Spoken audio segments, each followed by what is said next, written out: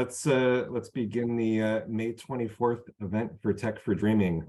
It's going to be a little bit, kind of looser, less structured than previous events, which I think can be a good thing, and a little bit of a smaller group, which I think is also a good thing. And this kind of, more of a brainstorm kind of environment where we got the 5 minutes of settling in. We did that. I'll give the typical Tech for Dreaming overview, which I think is always good to do to just orient people towards like, what is Tech for Dreaming, what isn't it, and then we'll do a short round of intros, which we can do with a bit of a smaller group, and then spend majority of the time just having a open brainstorming discussion about like how can we facilitate more real world projects in this kind of distributed environment, to get more of these kind of projects off the ground.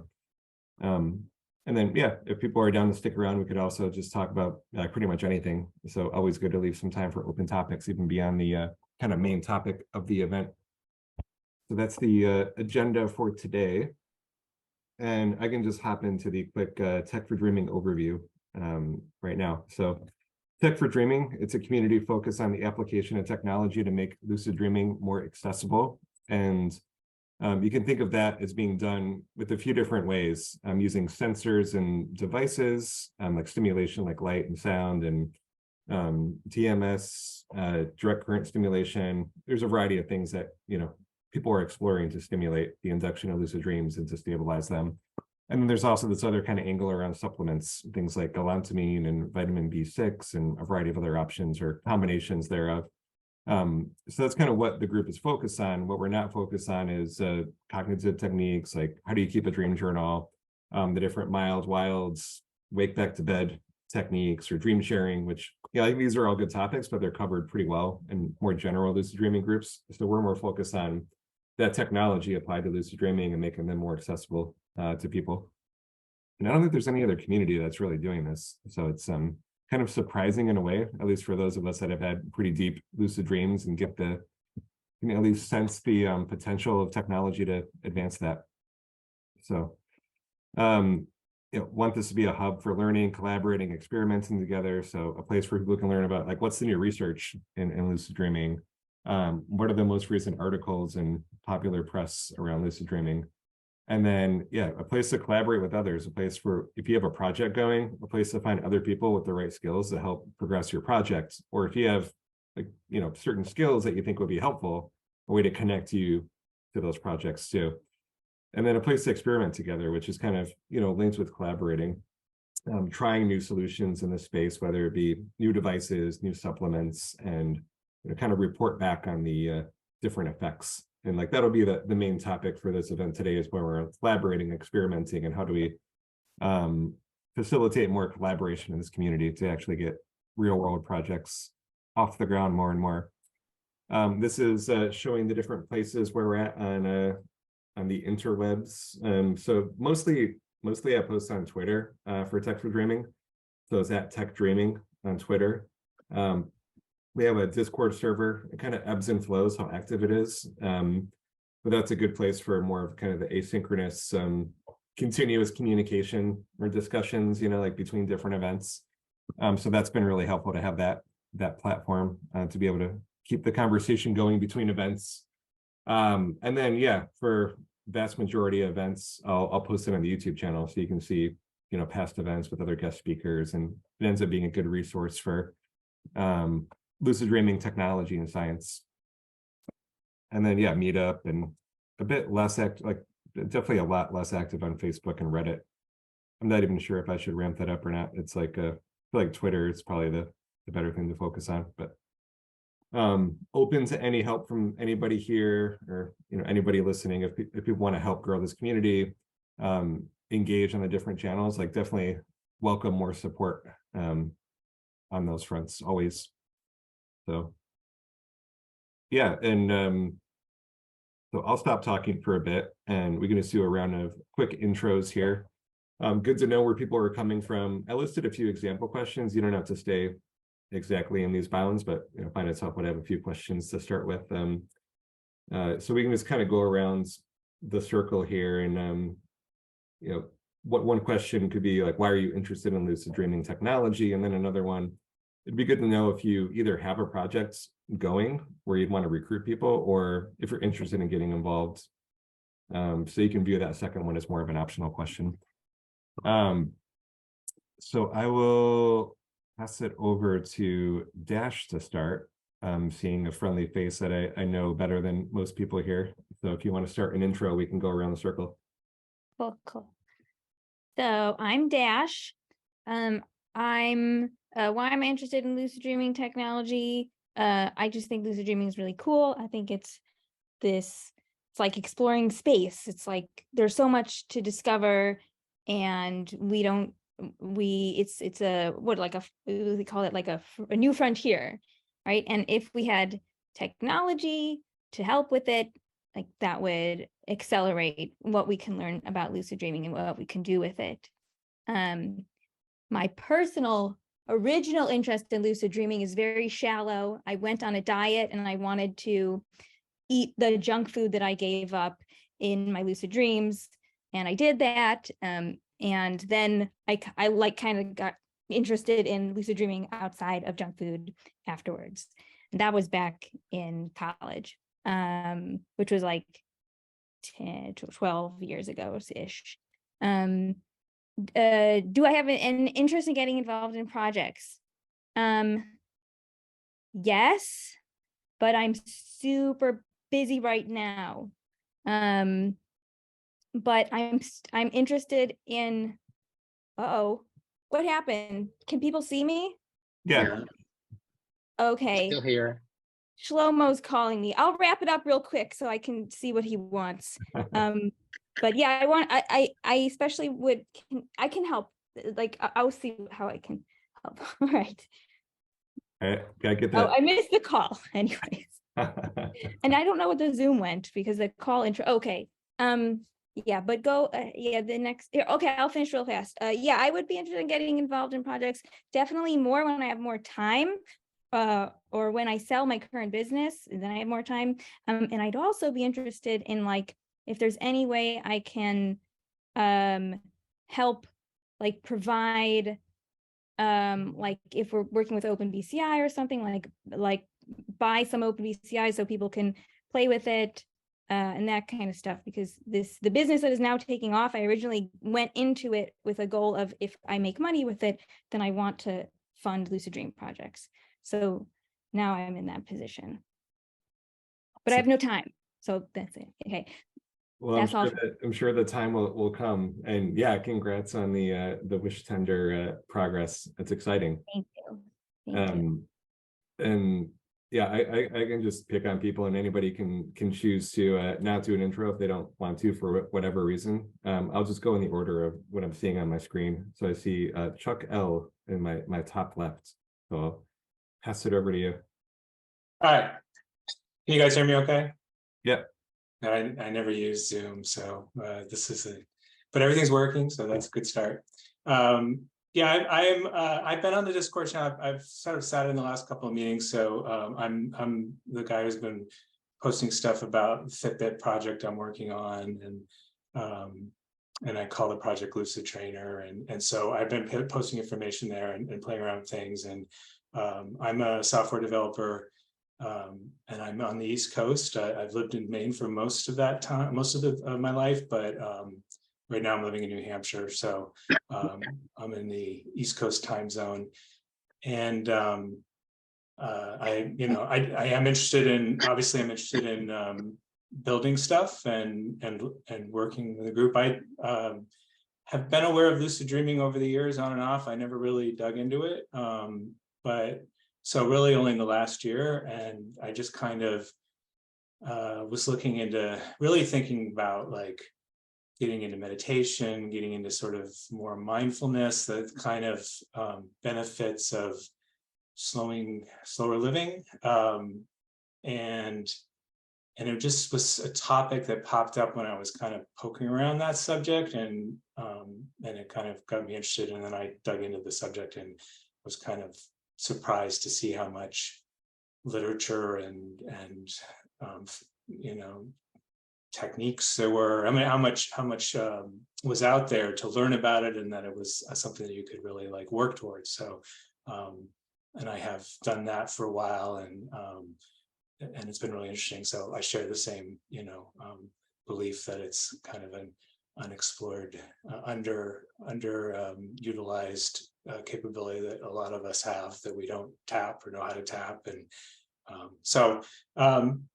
and I'm also someone who has like a full-time job and has to kind of balance time. And I've always kind of wanted to do an open source project. And this was the first time I've kind of found something that I could do that, put some time into and explore that as well. So interested in building out my project and also hopefully contributing to elsewhere. Yeah, all sounds good. And yeah, definitely agree. That's kind of thing where people don't even know they want to do it until they experience it. And then it's like this bottomless pit of exploration, and definitely +1 to the new frontier like that. That definitely resonates with me, at least. Yep. Thanks for joining. I see Dr. Ken next on my screen. Ukulele intro is optional, but we got to get, okay, there we go. Yeah.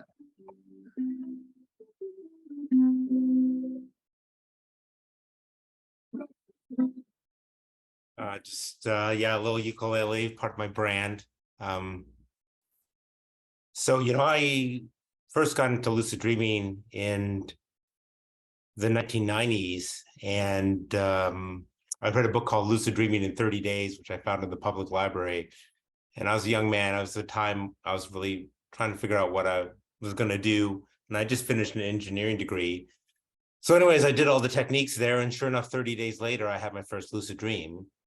And I was, kind of hooked. I, kept a dream journal for 2 years, had all sorts of lucid dreams, and went on to get a second degree in psychology, and also did an experiment looking at the effect of rocking on dreaming, which we published in the journal Dreaming.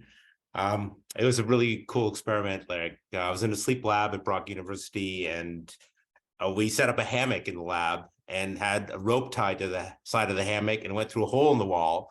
And I would stay up all night watching people sleep, watching their brainwaves. And then when they went into REM, like I had an early morning and late morning conditioning. When they went into REM, I'd flip a coin and I'd either rock them or not, and then wake them up and get a dream report.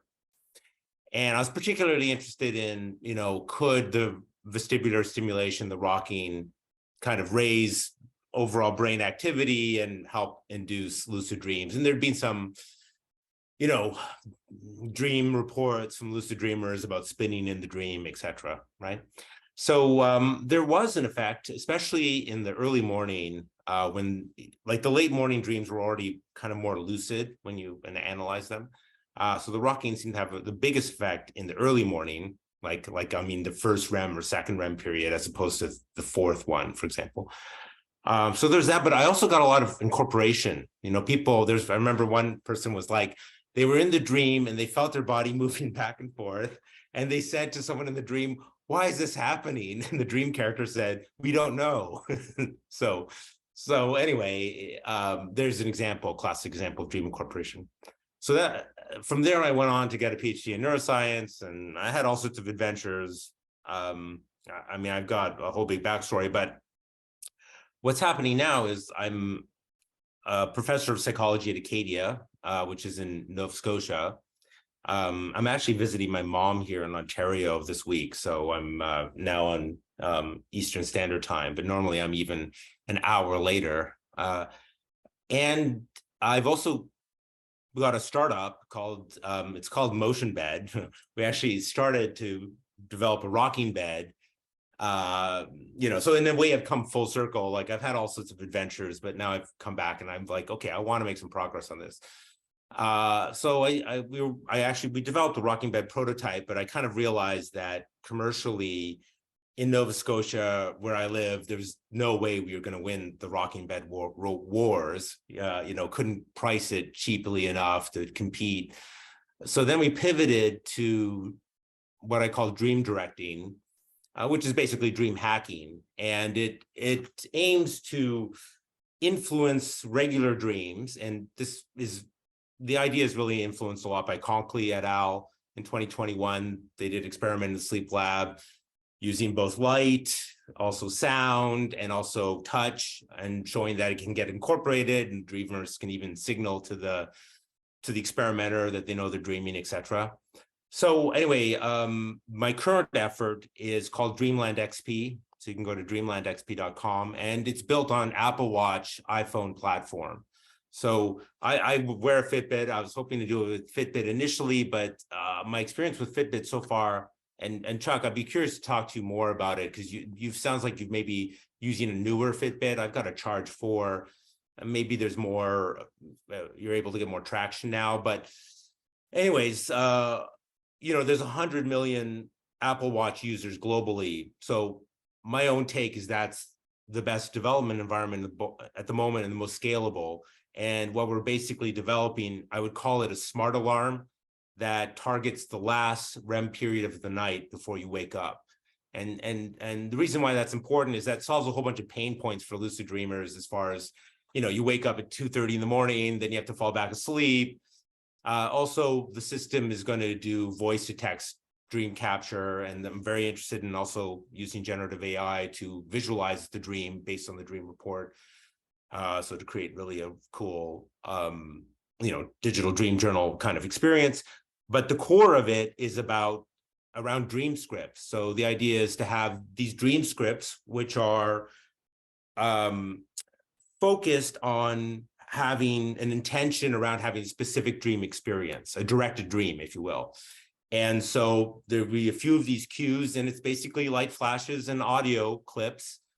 And so let's say you want to have a dream vacation. Maybe it's the sound of a cruise ship. Maybe there's the sound of the waves. Maybe there's some light flashes, whatever. So you have your intention, you have a dream script that's associated with that. You preview those cues before you go to bed.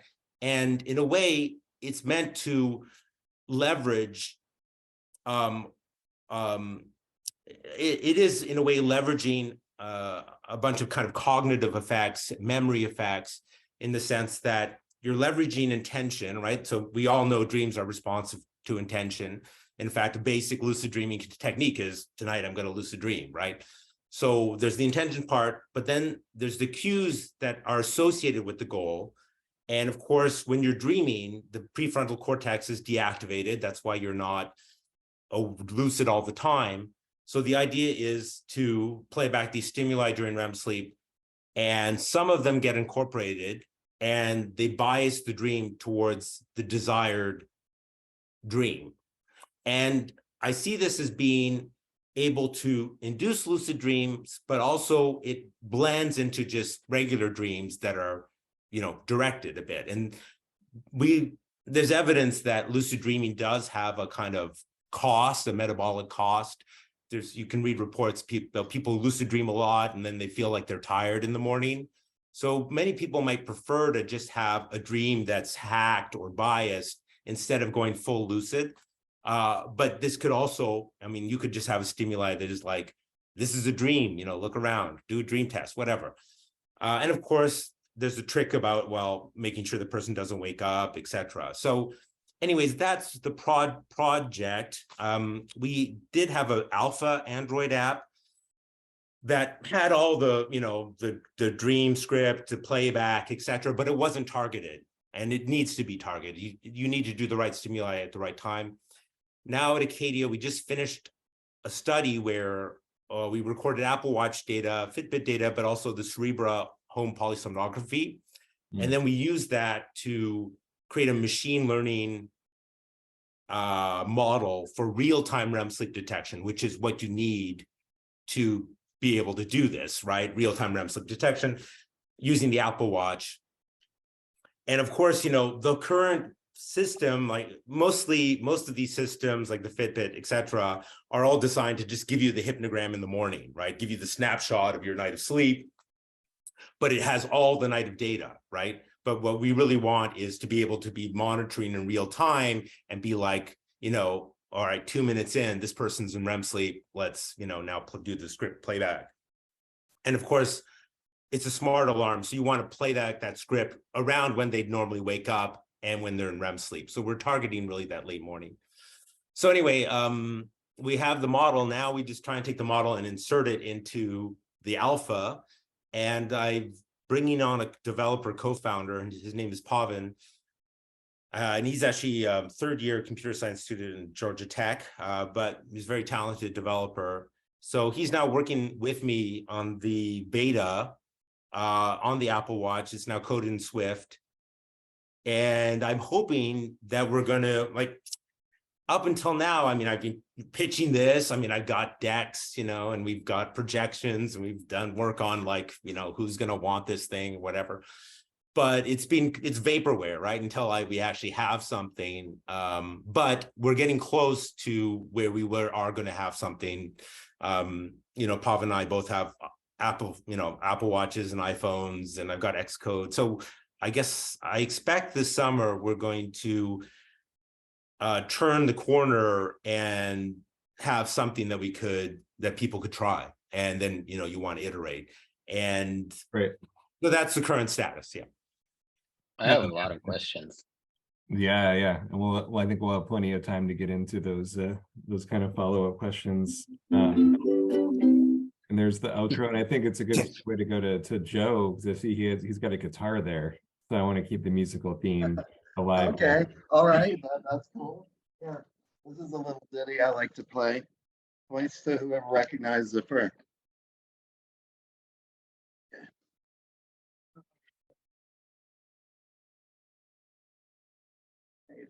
Yeah.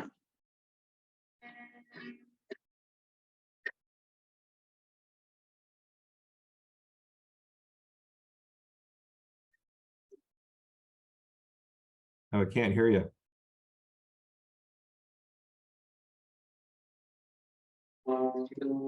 There we go. There we go. Oh, can't hear it. He's too steep to climb. Sometimes they have this like noise reduction set up on these systems, and they remove the music. So, Did you hear the guitar at all? I heard you singing. Only when you sing. When you sing, you can hear the guitar a little bit too. Yeah, we couldn't You really were hear the singing the whole guitar very time. well. I wonder if it's a combination of noise reduction and possibly voice activation. Like it needs to have a certain level threshold before it'll turn on. Ah. Thank you. Hello, Dash and Brian. I don't know you other people, but I really hope to make your acquaintance. I had my first lucid dream when I was a teenager. I'll be 60 next year. So for 40 years, I've been lucid dreaming. And for 7 or 8 years, look, I thought I was crazy. I tell people I knew I was dreaming when I was dreaming. Then I bought an Omni magazine, and on the front cover, it said, Dr. Stephen LeBerg scientifically proves the existence of lucid dreams. And that really started it all for me. In short, I've been to 4 workshops put on by Dr. LeBerg by the Lucidity Institute, and I'm a tech guy. I have a degree in mechanical engineering, but I'm really an electromechanical design engineer. And Dash and I both are working with Arduino platforms for our devices, right? And I'd like to talk with you, Dash, when you feel the time is right, about what your product is and your interesting use of your Arduino with what it is that you're doing there. So I've gotten to the point now. Recently, I gave Brian one of my devices. I basically reverse engineered the Nova Dreamer using Hobby Electronics, okay? And I'll share with you guys, the total cost of the materials there is about $20, okay? The value is in the code that I've written, and I'm going open source with it, okay? Now, I took a dozen of these devices as kits to the Lucidity workshop on the Big Island, I believe. I met Karen and all those guys, and I gave each one of them a kit. Now, yes, each one promised to make the kit. Only a fellow, Dimitri Tobin from Australia, actually breadboarded it and got it to work. So that only explains to me the complexity of putting something together as a DIY. It's really too technically involved, okay? But currently, I'm just hacking it together with, hold it up, Brian, if you don't mind. I've cut it out of a yoga mat. In that box is an Arduino. There's a very high resolution sensor on the inside of the mask that watches for the telltale REM eye motions. And Dr. LeBerg was generous enough to do some collaboration with me. and I'm honored to say he's a friend and mentor of mine. So, I mean, like you guys say, I'm looking for collaborative efforts here. I'm really busy. I have a lot of things going, and I mean, typically in the winter, I'll build 3, 6, 8 of them. I built dozens of them.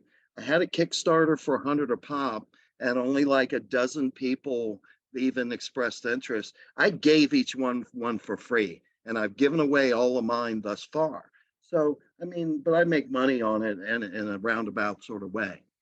But I see the huge potential for this. Now, I have a friend, Dennis Couture, a fellow engineer, who's taken another approach altogether. My whole design concept has been cheap and for the masses, right? He's gone all out with all the bells and whistles that all you guys are describing as far as that. But it's priced way far out of what anybody could realistically afford, unless you have a lot of money to spend on it. Yeah, when I gave out the 12 kits in Hawaii, I went through the trouble of creating a PowerPoint with step-by-step instructions on how to put it together as a kit. Now, I've got some interesting ideas. Can I share my screen? Here, let's Is it possible? let's do it after the Oh, okay. Well, I we'll have use plenty of time, 3D like, solid. I use 3D solid modeling, and I have the total mass worked out in a silicone mold form that would really simplify the assembly of the thing. And to be honest with you, I'm looking for some partners that can get in on this with me, because like Dash, and I'm sure all you guys, I just don't have the time, especially during warm weather months. I'm busy, too busy with other things. So with that, I'm going to pass it back to you. Really nice meeting all of you guys. Yeah, likewise. Quick note, I heard my doorbell ring twice. So I'm gonna go see who it is, because it might be my wife with the 3-year-old out front. I want to make sure they're not locked out. But before that, I will pass it over to Night Owl with the Mountaineer hat on, because I see him as the next person on my screen, and hopefully I'll be back in like 20 seconds. But if you finish before, then we can go to Jay after that. But I think I'll be right back.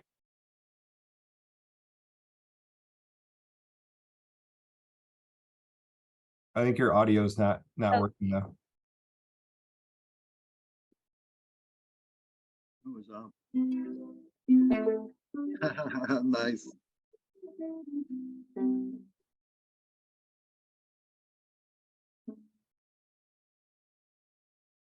Okay, blues and A.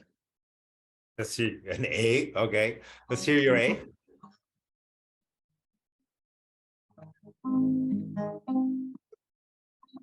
I might be out of tune from you. And it is tricky to try and play online like this. Night Owl to everyone, technical issues.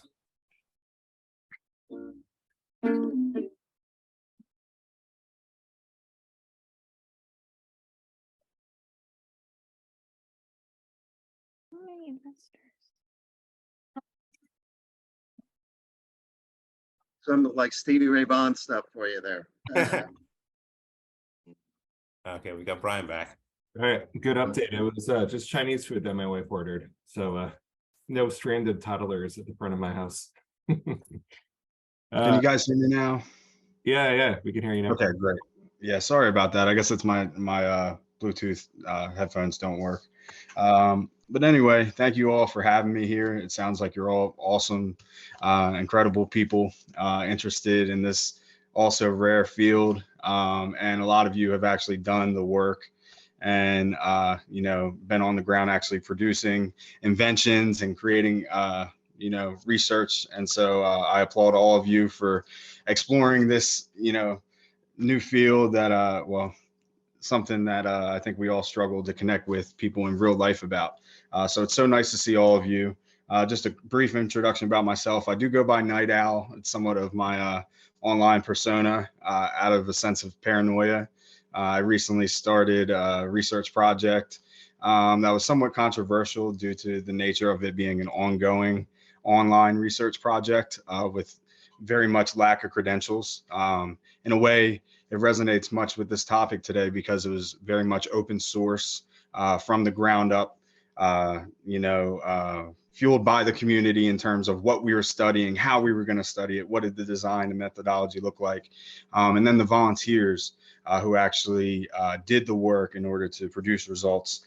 And so we had people of all various skill sets turn out and apply to be involved, from data analysts to copywriters, editors, and social media managers, to name a few. And so I just wanted to say, first and foremost, why am I interested in technology or tech for dreaming? And short answer would be because we're using technology now to connect with like-minded individuals who are trying to further this field. And I think that social media specifically is an underutilized resource that we should be employing to conduct more studies at scale, right?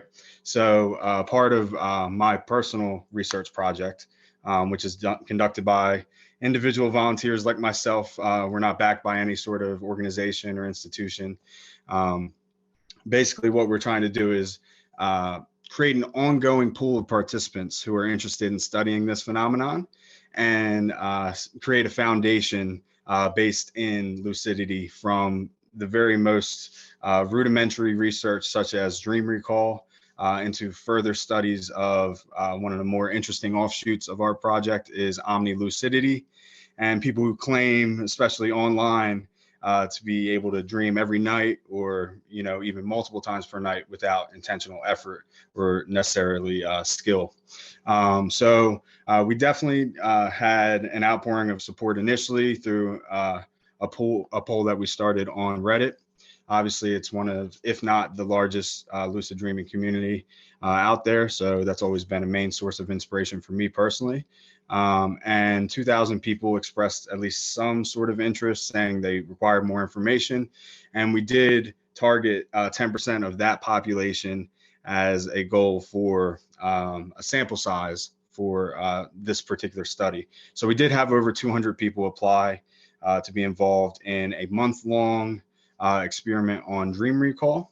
And the way we performed this study was through implementing daily surveys that took less than 2 minutes, and essentially recorded metrics such as the number of dreams, the length of dreams, the quality, including lucidity, and really just have sort of stumbled across many logistical issues, such as attaining a proportionate control group.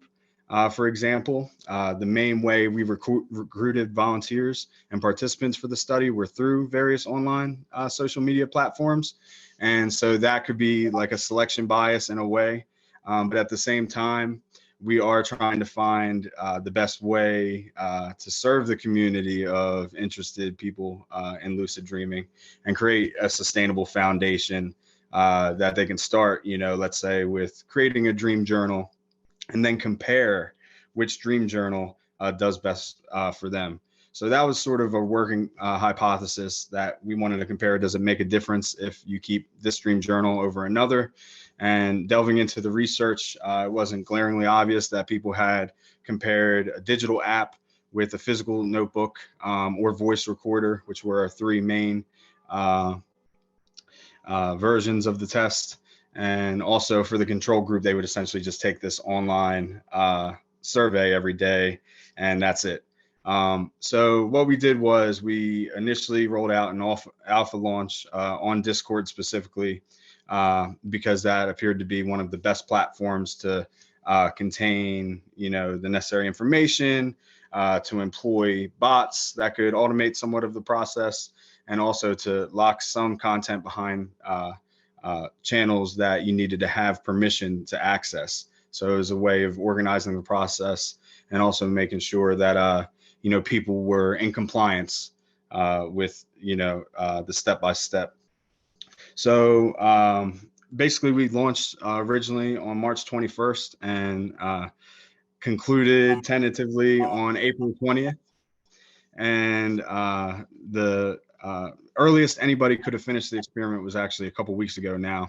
And we've had about 60 participants, quality participants, who have completely conducted at least 30 days of daily surveys about dream recall, And we basically used staggering baselines to start everybody at a period of no dream journaling, followed by a period of a specific test, such as a physical notebook or the digital app, and then another baseline before comparing the different method. And so immediately we saw a spike in lucidity compared to the control group. The physical notebook appeared to have results that implied quality, such as length of dream and detail, that the digital notebook or the digital app did not. But we did definitely have mixed results in a way that may conclude that just keeping any dream journal, it's highly specific to the individual, and really just depends on, a ton of factors that we tried to account for throughout the study. But in a nutshell, I think open source is the way to go. Having a community where you're doing the work with full transparency and also involving the community is essential for engagement and retention, because one of the biggest obstacles of conducting this study, hands down, is always the honor system. Who are you studying? Are they telling the truth? Is there some sort of observer bias? Yeah. And also, just essentially connecting people with various skill sets in a way that gives them a sense of ownership, so that, they're not just lab rats in a scientific study. They're actually, lucid dreamers and a sense of community. So that's what I would have to contribute. And I'm very interested in, furthering our own program and learning from you all, and possibly your future studies as well. Yeah, for sure. Definitely seems like a applicable experience to this kind of stuff where, it's not just even the projects we're getting going, but how do we actually see if it's working or not, and being able to do these kind of experiments in a distributed way. So all good experiences to bring into this community. Yeah, one term I actually overheard earlier, Brian, was a citizen scientist. Yeah, And I think that's the most credentials I claim to bear. And I always try to involve, people much more intelligent than I am in the important tasks such as data analysis. Let's put it that way. Yeah, I like that term, citizen scientist. Let's go over to Ryan, if you're there. Do a quick. If I'm there, I so happen to be there. Hello, everybody. My name is Ryan Noblette. My credentials are probably the least impressive of all of the people in the room that I know so far. I do like the term citizen scientist, though, because I think that can be pretty apt to describe the passions of a lot of people in this room. So thank you very much. I know you've got a couple of names, Night Owl, but thank you for that. And so I'm pretty young compared to most people here. I'm 26. My name's Ryan Noblette. I'm from South Carolina.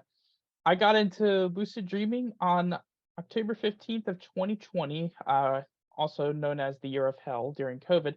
And I thought, well, I'm really good at imagining. This sounds interesting. I think this would be cool as heck. And so I got into it. Pretty quickly on, I learned from not the best places. I initially found out about it on YouTube, which it's good for finding out about it, but not good for learning. And kind of migrated from there. I started reading Exploring the World of Lucid Dreaming, which honestly I think anyone serious about lucid dreaming should read. It was an eye-opener for me. It helped me start learning things well. I met a couple of people. Not sure if a few of them are on the Tech for Dreaming server, at least a couple of them. Hugh Keefe, I think, might be on there. Logan C's on there. These are some of the people that I know. Actually, how I got onto the server in the first place was at the 2022 International Dream Conference. I met Dash there. She told me a bit about it, and then I learned about it from the people who basically helped me learn lucid dreaming for 2 years. And they gave me the Discord links. Actually, that's how I got connected to this community. But I've been kind of learning, practicing lucid dreaming, teaching people lucid dreaming. You may have seen me on Reddit. You may have seen me on Discord. A few of you in here have actually seen me on Reddit and Discord. And so I do that. I have a big passion for it. I'm still in school, actually. There's things that have gone on with COVID and with some other things over the past several years. But I am a poli-sci major. I am interested in a few different things with lucid dreaming and have, given thought to a variety of things, but have been really busy in terms of school and other things going on. Was on a travel team for the Model United Nations program last year and had some other stuff going on. But really passionate about the subject, really passionate about teaching people lucid dreaming, about scientific research and experimentation, about learning about lucid dreaming and having lucid dreams, practicing and actually enjoying the practice itself. And so that's sort of where I come from. I don't have the same credentials as most people in this room in terms of like tech or just even age for that matter. I'm pretty young compared to most everybody here. Well, thanks for the intro. Age is not always an asset. It's always good to look at things from fresh eyes too. And we all bring our own unique perspectives and abilities here. Yeah, thanks for the intro. Always good to have you on these, on these calls. You always contribute a lot of positive, positive things to these events. Thanks. There was one thing I left out just because it's not always the most important part about me, but I am blind. I actually can't see. So I use screen readers technology to actually access and use computers. I can only tell if there's a bright light source nearby. That's my level of vision. I think most of the people in this room know me though, so that wasn't too much of an intro, but just in case anyone here didn't, I am actually blind. Right. There's a huge potential for research with that talent or that blessing you have there. Yes. All right, next up, let's go to Scott, if you're there. Hi. Yeah, I'm here. What a great bunch of people we have here. It's good to see everybody really dedicated to lucid dreaming, I'm a web developer full-time, and in my spare time, I'm building a Drupal website that has that I want to like get a community to join into and have them record their dreams and the means and the methods that they use to induce their lucid dreams. If they're using the Nova Dreamer, or if they're using some other kind of technological device, or ancient Indian or Buddhist techniques or shamanistic techniques to induce the lucid dreams. But it's slow going. It's really working full time and having a family is pretty tricky. And so it's a slow build. I'm looking for any people who would like to help out with that, help build the site out and bring other people to it, or create a audience for that somehow. And I began using the Nova Dreamer back in the 1990s, back when it was brand new. I remember I was working in a grocery store and I had to save up for months, it seemed, because it was like $350 back then. Seemed like it was really expensive, but I finally got it and tried it out many times and was able to go lucid quite a few times. But I always found the red light so absorbing. I would see a stoplight in my dream and I'm just staring at the stoplight. It's blinking, and it would frustrate me, and I'd wake up in a rage of frustration. So I induce my lucid dreams more through shamanistic techniques like drawing and painting, or really focusing my attention before I go to bed on drawing for like half an hour, 45 minutes or an hour. And then I've had great success with that. And I think that's a technique that's not widely known out there in our community. And, I'm up to date on most of the new techniques, but yeah, I call this one the en masse dreaming. They usually say en masse, but I say en masse because you're collecting raw sensory information and categorize it in your mind as like whatever you want to dream. You want to find your hands in your dreams. You want to jump to Mars. You want to jump over to Venus. It can induce. It seems to induce. It really does induce like targeted dreaming. If intaking raw sensory information in large quantities. And that's something I'd like to share with the community. And I've got a blog out there. I posted in the Discord earlier today with some information about my studies on the lucid dreaming.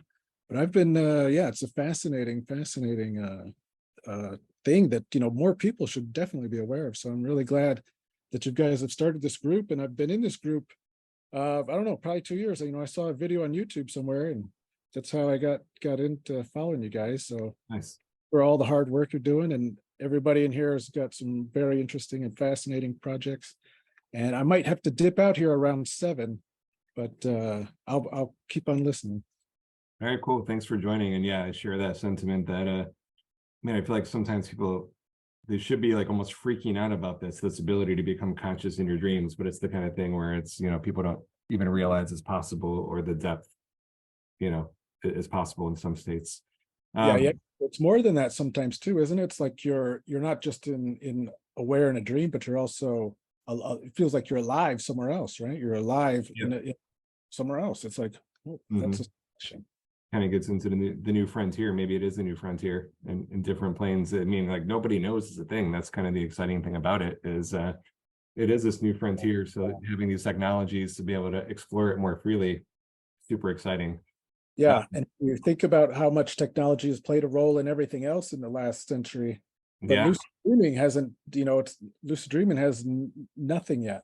So exciting frontier for sure. Yeah. So yeah, we got two more, Jay and then Manuel, and then I'll do a quick intro, and then we'll get into, I don't have that many slides. I got a few slides just to kind of like facilitate the discussion, but mostly going to be free form. So go over to Jay. Hello, I'm Jay. I am a little under the weather, so I'm off camera and might speak slightly less than I usually do, but we'll see. I am the host of the Lucid Dreaming podcast, and as a nod to citizen science, I'm the host of a podcast called Citizen Philosophy, which I think citizen efforts are underrated and underutilized, but they're also very difficult, like especially citizen science kind of stuff. I'm also the moderator of the Lucid Dreaming subreddit, and it's always fun to see fellows from the subreddit outside of Reddit. So it's good to have you. And my interest into the technology of lucid dreaming started out of the frustration that it at the time when I was starting the podcast, like 2013 or something, it was, I think, some almost, at some point 10 years from the invention of the Nova Dreamer, and no big technology advancement was made. And so I started working on something with the available in science at the time. And then the Remy came out, and it was disappointed for a bunch of reasons, because it was a little bit of a improvement and a little bit of a regression, and the company sucks because they ignore everybody's emails. And I basically had, because I had a Lucid Dream podcast, I ended up doing tech support for this stupid company that just did a Kickstarter and then ran away. But in any case, I think there is a lot of potential, and I think the reason I'm really interested in it is because so much time and so much effort and so much frustration is wasted on just trying to become lucid. And that is not the point, but we turned it into almost a religion. It's like, there's the techniques and supplements and things, and everything is focused so much on the effort of just becoming lucid. And the whole point is really what happens once you become lucid. That's the magic. That's the whole purpose. And we're, most of our efforts are going into just trying to cross the gate. And so I think technology, I'm pretty convinced that technology can help, make techniques a thing of the past that might be unnecessary one day, or maybe we're not quite there yet, but definitely make it easier to get there, so we can actually now start enjoying the benefits and beauty of lucid dreaming itself. I happen to also be very opinionated about technology and open source projects and the various Kickstarters and stuff. I have a lot of experience in user experience and in design. And I find a lot of these tinker type of projects, while amazing in so many ways, are just never going to take off because of the barrier to entry of people who are not tinkerers, who are not coders, who don't know how to set up Python on their machine or anything like that. They don't want to put something together. They want something that works, that they can just turn on and use in the simplest of ways. And if our goal is to help as many people achieve lucidity on a regular basis, then that is something I think we have to take into account very seriously. And maybe the piecemeal kind of project is a stepping stone for something beyond that. Absolutely, probably it kind of has to. I was working on a lucid dreaming device for a few years, and it was put on the back burner because of personal life reasons, and then later on because of more discoveries in the science of lucid dreaming and how that might work. And so I have experience with that as well, and it's tough. It's not easy to build something and to build something good, and then to build something that's usable and user friendly. But I think it is important. So that's why I want to be part of that conversation. Yeah, and that's about it. Yeah, all good stuff. Thanks for that. And I think Manuel is the last person, if you want to do an intro, if you're there.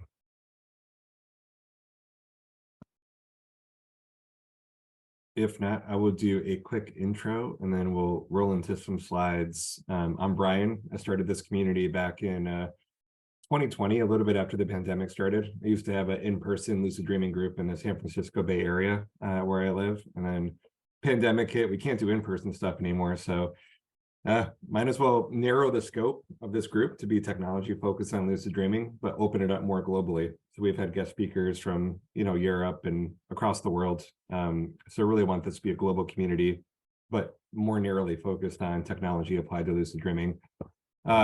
Education background is in chemical engineering and biomedical engineering. I wasn't that good of an engineer, so I went to business school for a while and then worked at a variety of health tech companies. I was at Aura for a while. We got a sleep tracking ring. Now I'm at a company called Prenuvo. We do whole body MRI scans. Oh, I see Niall has an Aura ring. Love to see that. But yeah, super interested in this space. Started lucid dreaming in 2014. That's when I had my severe sleep apnea resolved and started meditating for the first time. So I got a tidal wave of vivid dreams, lucid dreams, went down the lucid dreaming rabbit hole. The more lucid dreams I had, the more I wanted to learn about it, read about it, the more lucid dreams I had, and just kind of went from there. So yeah, echoing some of the stuff people said, I think it's a new frontier. I think there's multiple ways to kind of poke at, consciousness and nature of reality. Is there more than this physical plane of this flesh and meat that we, occupy right now? And I think there's several portals there, lucid dreaming being one of them, also meditation, also psychedelics, also breath work. There's like a few finite portals, and I think lucid dreaming is one of them. And underexplored, and I'm excited about this group's potential to explore that more, from the kind of the more technology perspective. That's a quick intro for me. I'm going to try to keep my kind of slides short here, but I'll tee it up, and I think it's just going to be an extension of the discussion we've been having already. I think it's good to have a bit of an extended introduction session so we know like who each other are and where we're coming from and what we're working on, what we're interested in. So I think that was all good kind of table setting for the rest of the discussion we'll have here, which is more, kind of free form discussion about how can we get more projects going in this community? What's been lacking so far? What can we add to facilitate more, collaboration? Is it new communication platforms? Is it having more tangible ideas? Is it just having a bigger community of like people to draw from? So we'll talk about all that kind of stuff, and I'm sure there's many more kind of questions we can poke at there. But this, to kind of summarize this slide, this is saying that we've had, plenty of events, and most of them with guest speakers from more of an academic, research background, which is great. Like it's great to hear, some of these researchers come and tell us about the latest research from their perspective. But at the same time, in parallel, it's going to be awesome to get more community projects actually progressing. And I think there's some happening kind of below the surface, but definitely, I think that's the next step for this community. How can we get more of these projects happening in the real world? How can we get all these smart, capable people in the community working on things and pointing in the same direction and recruiting more people that have the right skills into this community? I think that's kind of the next step of this community. So, beyond the inviting guest speakers in, want to get more projects going. And then, yeah, we'll brainstorm tonight. We can have healthy debate. I want it to be, hopefully we can get to some rough consensus on what direction and point towards, because, it shouldn't be my opinion. It shouldn't be just Dash's opinion or Jay or people that have been involved in a while. It should be the, the voice of the community kind of coming through, because that's how we're going to thrive as a community. If we, kind of agree on different ways to move forward.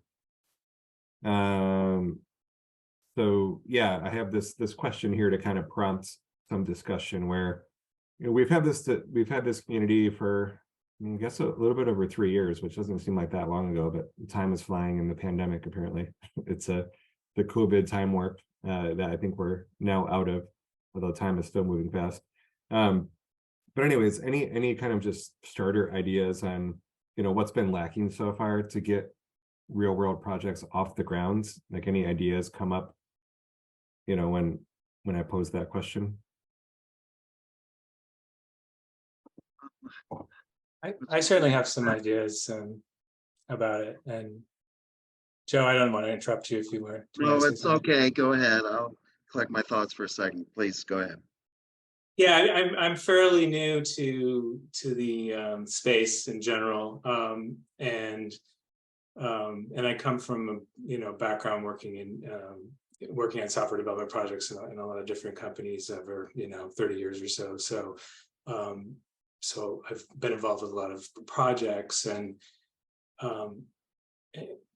I think there's this concept of you know, in a lot of these projects of a minimally viable product, right? Something that you build you pick a target that is achievable and practical to get to, but it's really your first point, and then you build and you iterate on that, and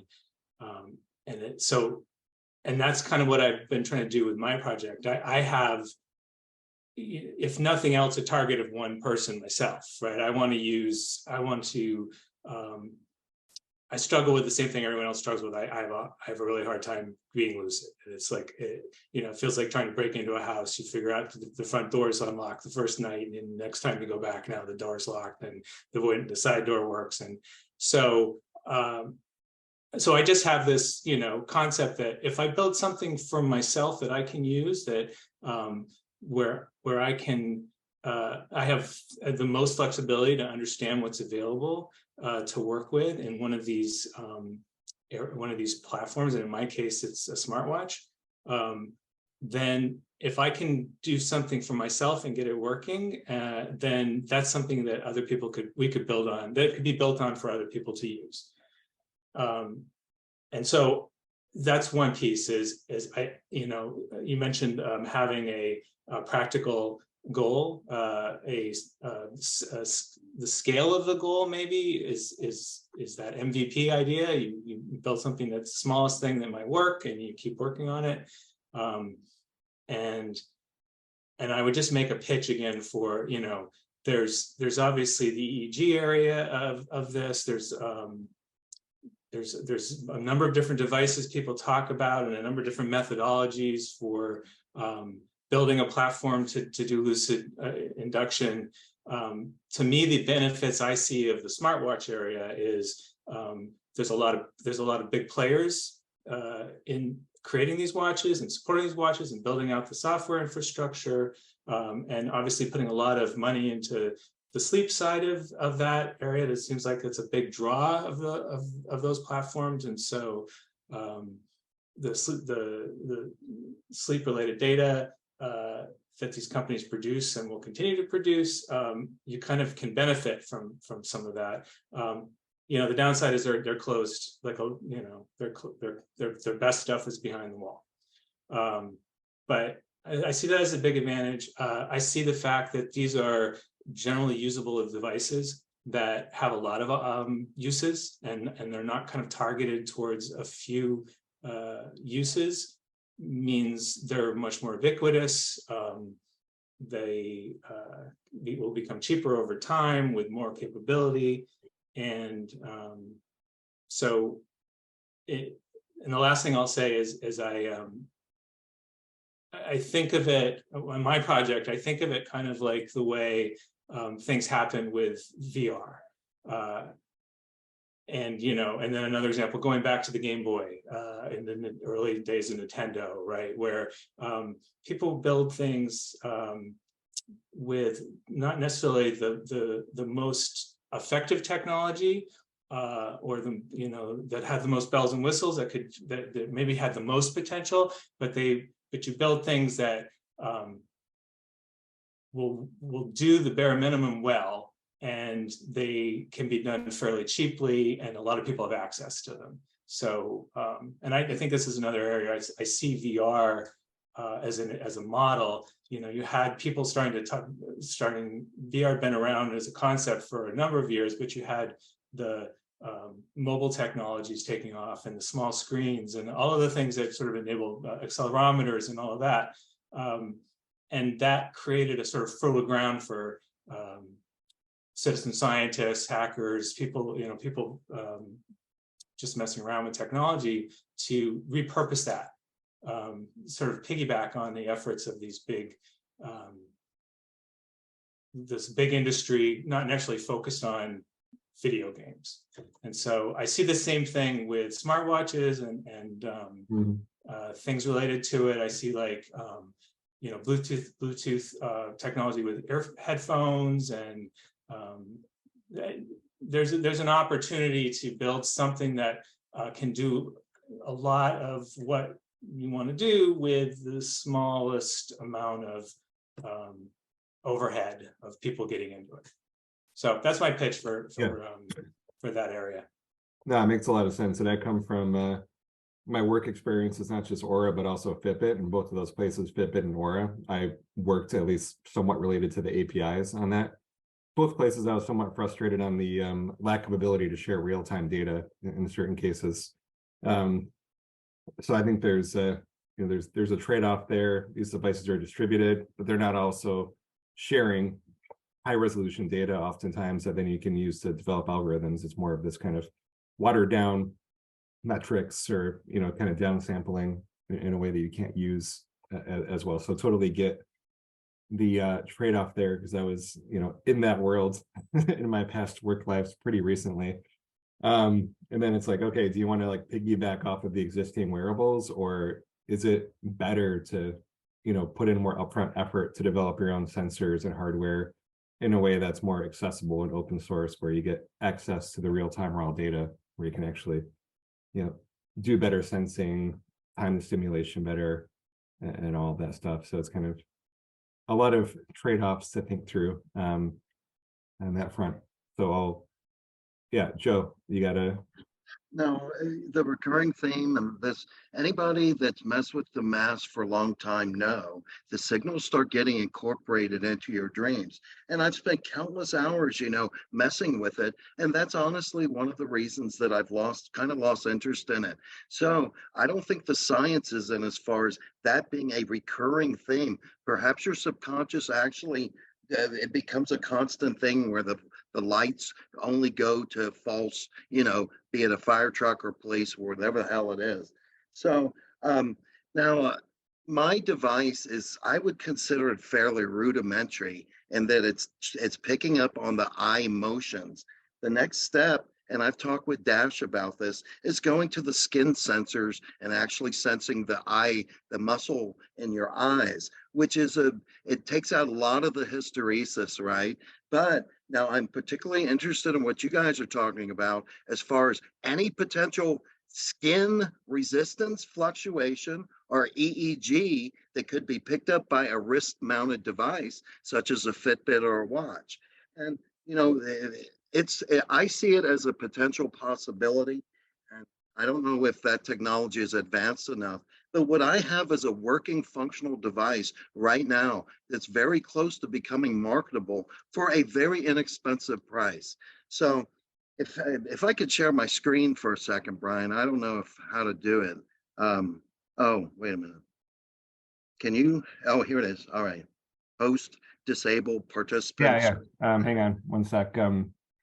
And what I'm sharing here is just the next slide, which is very much what we're talking about now. Okay. It feels like it's going to be a system of probably. And I want to talk about this stuff too, right? Yeah, oh my God. Get you some. So I'll tee up this kind of next phase of the conversation that I get it. But I just wanted to display some development that I'm doing. And I've started, you know, I have inquiries as far as the cost of going with the molded mask. that is basically the most costly, and there's a little bit of soldering involved, but that could be done. I don't know. Yeah, go ahead and share your screen. Okay. Sharing mine, so you should be able to. If not, I can figure out how to. I've still got the message host disabled participant screen sharing. I'm hitting the green Okay, button. I will. It doesn't, I don't know if I don't want to waste I'll waste figure it any out. more time. I just made you a host too. Okay. So Oh, here we are. Okay. Okay. This is my molded 3D design, right? All the components basically snap in. Now I've gone without a power source here on the mask. I use an umbilical cord, and I'm intending on keeping the Arduino in a peripheral case. But Arduino has the Arduini and smaller devices, and I've started to mess around with them. One of their even has LEDs on board, which would only bring the cost and assembly time down on this device. So, I mean, I've spent a lot of time over the past 5 years. You guys are like this. At one of LeBerg's workshops, I took a brand new Arduino and the little sensor, and I showed it to Dr. LeBerg. He looked at me and he said, you know, I put a lot of time and money into mine, but his patents have expired. And he even offered to collaborate with me, although I didn't really take that very far, out of respect for the man. But yeah, so I'm going to get a reverse mold of this done so I can bang out silicone cases, and basically the thing will snap together. I've got my Arduino code out there on the platform, on Arduino's platform. Now it's got a little bit of a nest egg code to it, right? So, but that's a simple thing to work around. I have algorithms contained in my code, such as self-adjusting distance proximity gauges, such that in the first 5 seconds, you wiggle your eyes and it automatically calibrates. I've got that bit of the code ready to go. And progressive light dimming and shading. I just use 2 red LEDs currently. I saw the Suzy Q. The Berg had it in its hand in front of us at the last workshop. It has sequential blue flashing lights. So Dashiell, watch out for the cops on that one, right? Yeah, but I've been trying to find out why the Lucid Q has not hit the market, and I really have no clue. I mean, I haven't asked Dr. LeBerg about it, but as far as he had it like 4 years ago, and it was very, very impressive, you know, Bluetooth, I mean, all the bells and whistles, a very light, sleek design.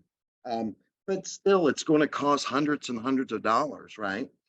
So I would really be interested in exploring the avenues to go mainstream with this concept here. And I'm welcoming anyone's help in doing that. Now, I understand the potential for profit with a device like this. And so proper provisions will have to be worked out such that everyone's interest is taken into consideration. But I don't want that to stand in the way. And I'm putting in robotic systems throughout Texas in a grocery store application, and I spend all my time down there. And I'm planning on being in Michigan on vacation most of the summer. So I really need some help, and it sounds like you guys have the technical expertise to help me do this. So I'd like to talk more about that. Thank you.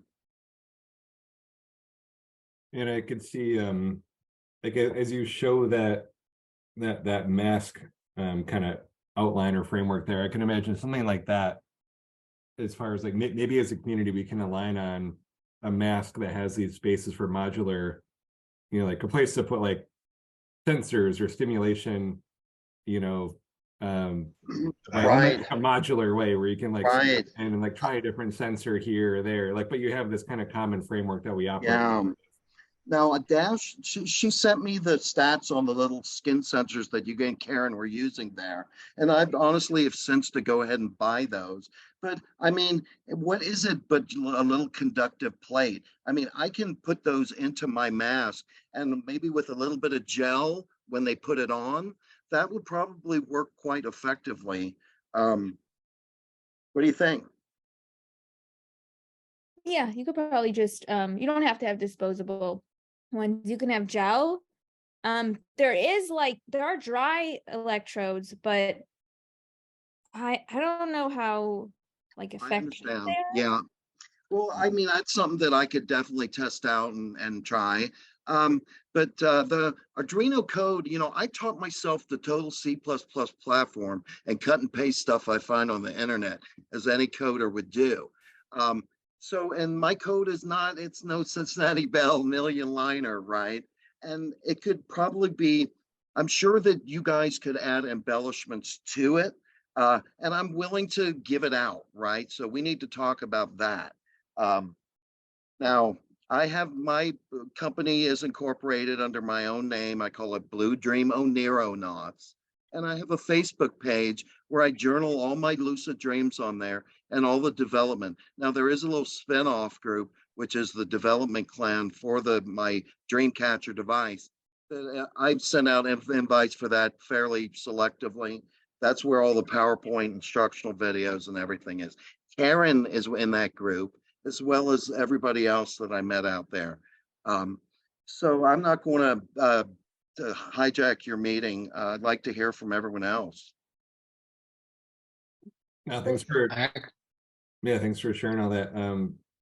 And again, I think like things that you're working on, maybe we can think about a way to make it more into like a system approach where it's easier for different individuals in the community to contribute, where if we have a framework for eye mask, like maybe like somebody has a really good like skin sensor for galvanic skin response, or maybe somebody has like really good dry electrodes you could plug in, or like maybe there's like a different light and sound kind of arrangement. But yeah, really want us to get us in the mode of like thinking about like how do we kind of build common elements that we can work on together, like make it more plug and play to be able to like do this in a distributed kind of open way.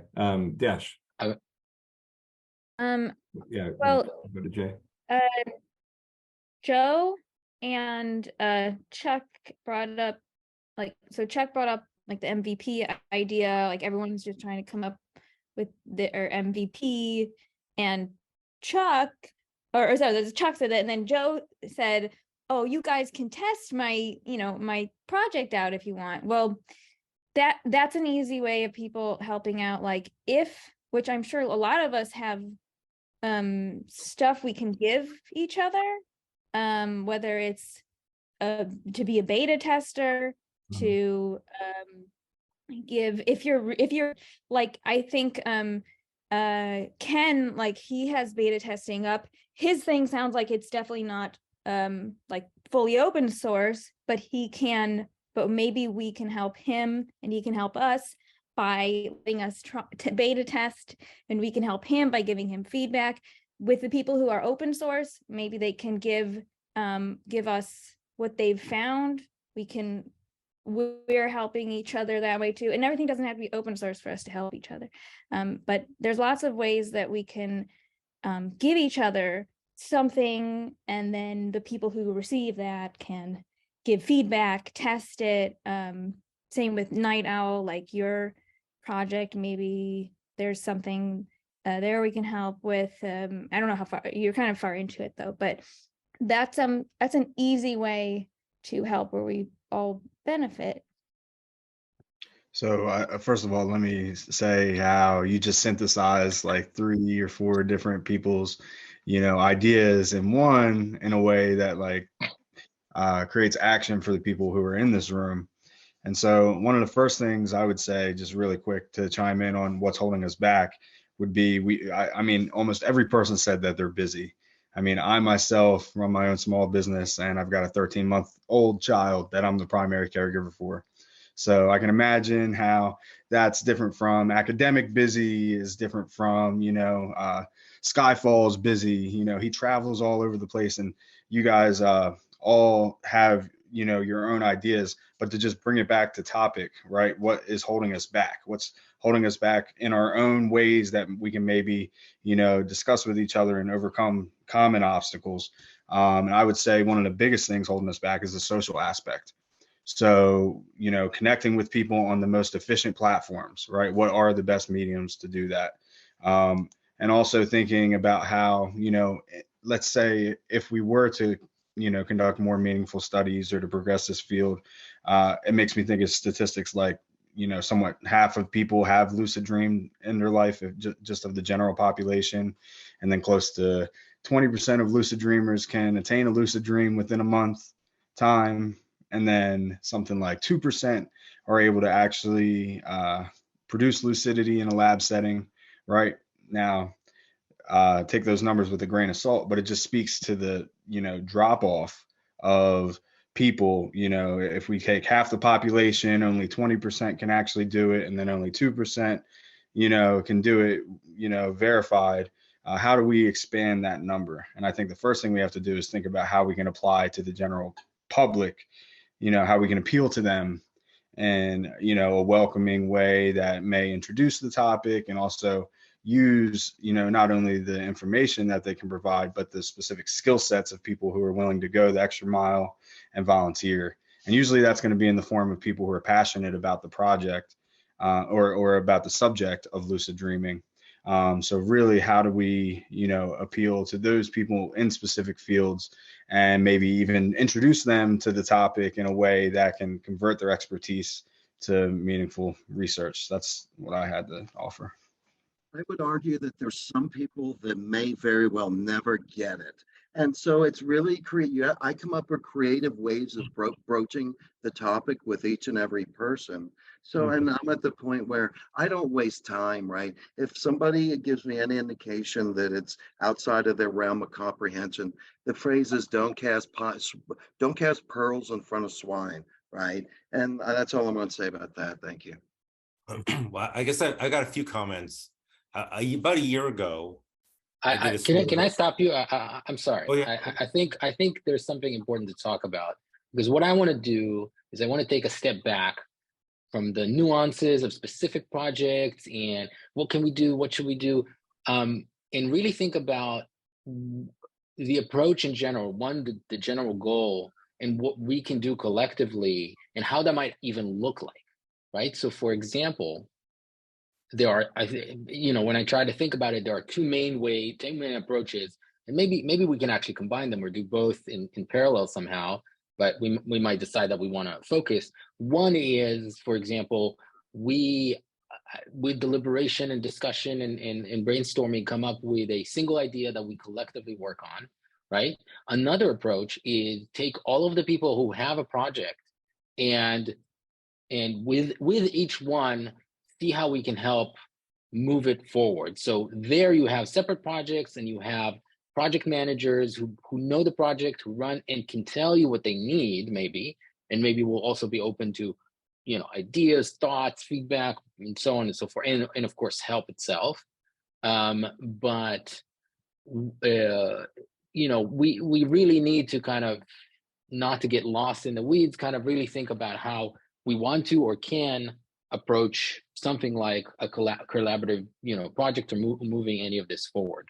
And when I think about that, for example, again, we don't have to do this right now, but just to give an example of how that might look like, is coming up with all of the variations of a project or a types of technologies that we think are even feasible for us to tinker with, right? There's the classic example of like, let's make a sleep mask that detects REM and gives a signal, and maybe we can do it better than ever before, maybe we can improve it, and so on. Another approach is, the Dreamland app, where maybe you can rely on, a wristwatch ability to detect REM and do something else altogether, like audio cues. And then maybe we talk about something completely different than cues, right? Like something where the user has to recognize the thing and do a reality check, right? That goes into a more complex realm of things like brain stimulation, other types of,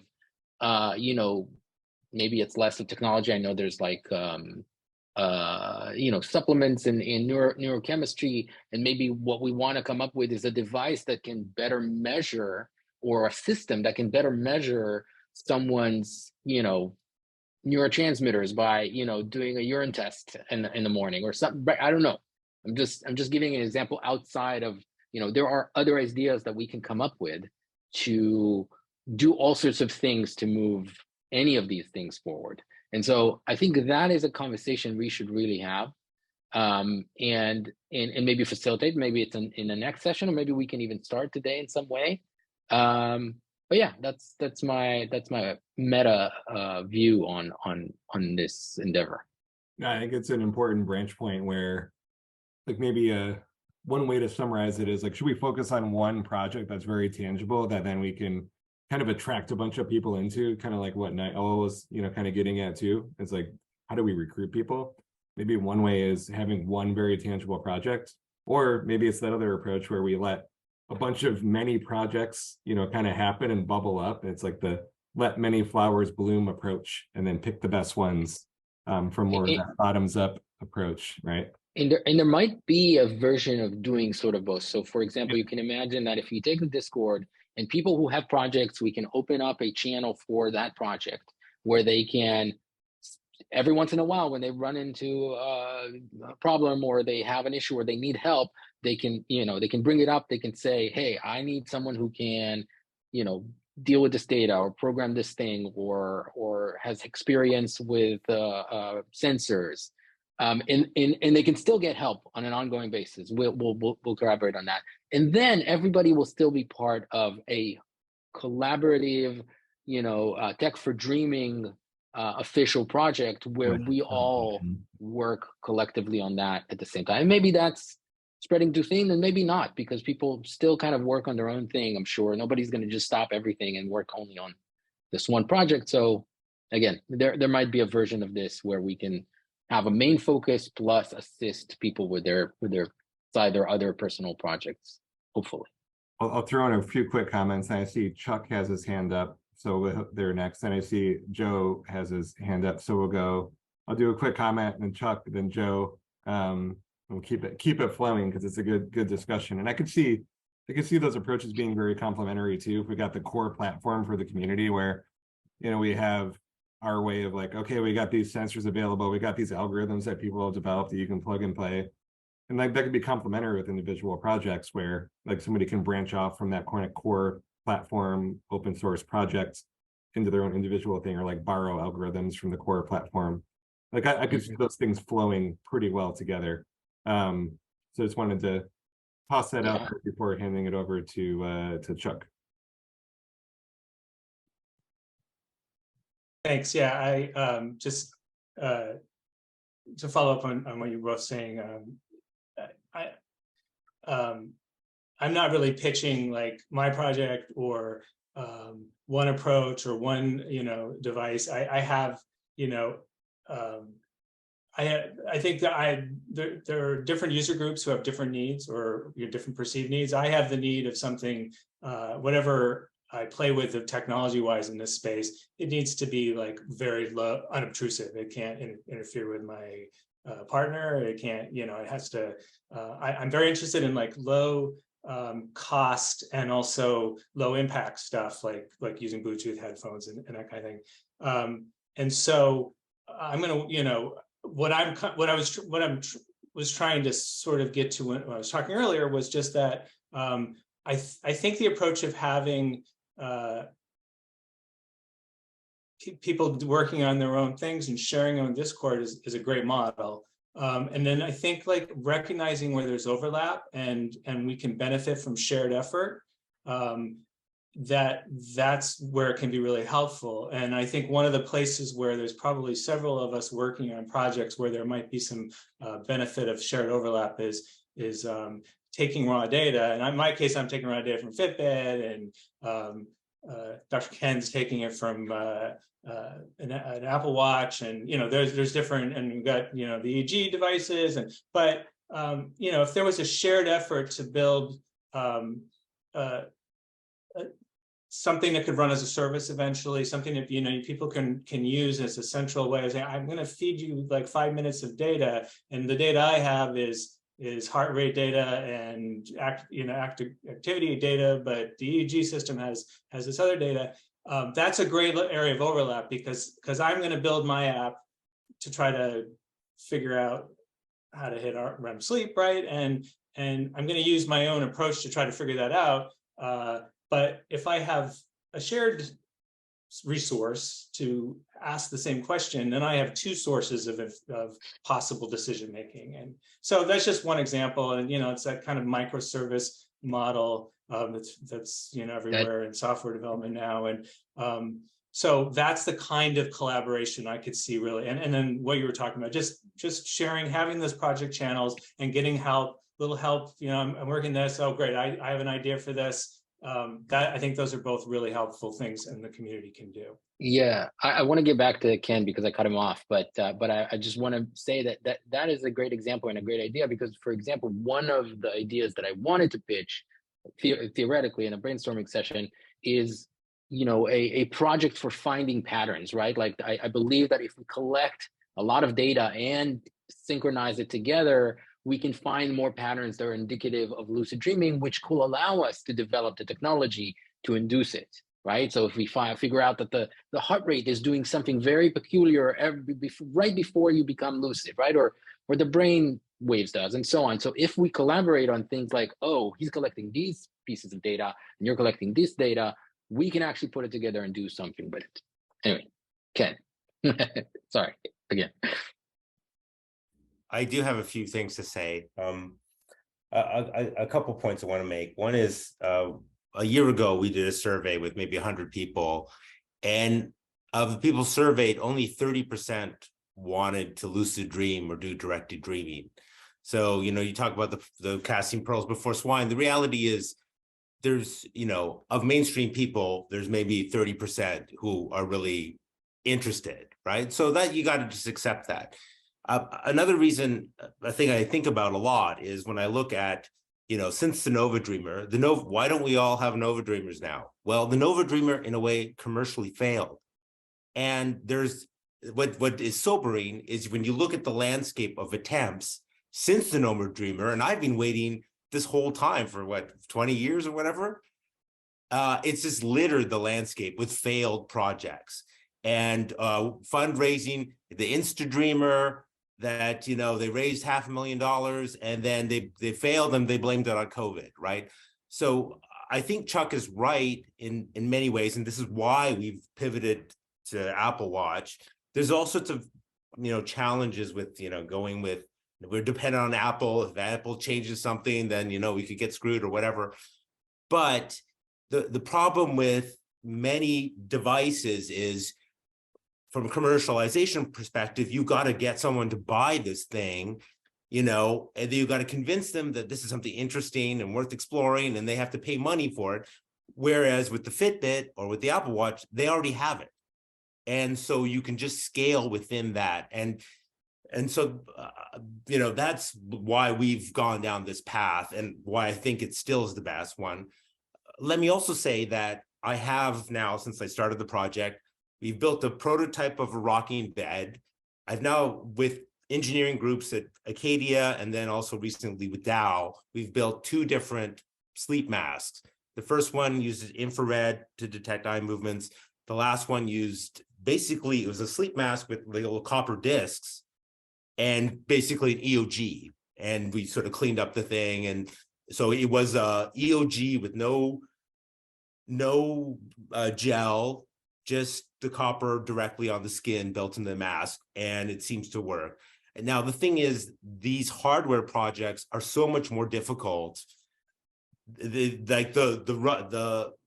so much harder to build something working than software, which is why, again, I keep coming back to the Apple Watch, iPhone, because that system, it exists and you can build it. There are restrictions, like, for example, our product is basically turning into a smart alarm, but with the Apple Watch smart alarm, their terms of service are such that you can only have a 30-minute window for the wake up. So I think that's something we can work with. I mean, most people, have to get up at a certain time, but that is a very narrow window to try and catch someone in REM sleep. I think it's possible, and that's what we're going to develop for. But my point is, it would be nice to be able to make that window an hour. So anyway,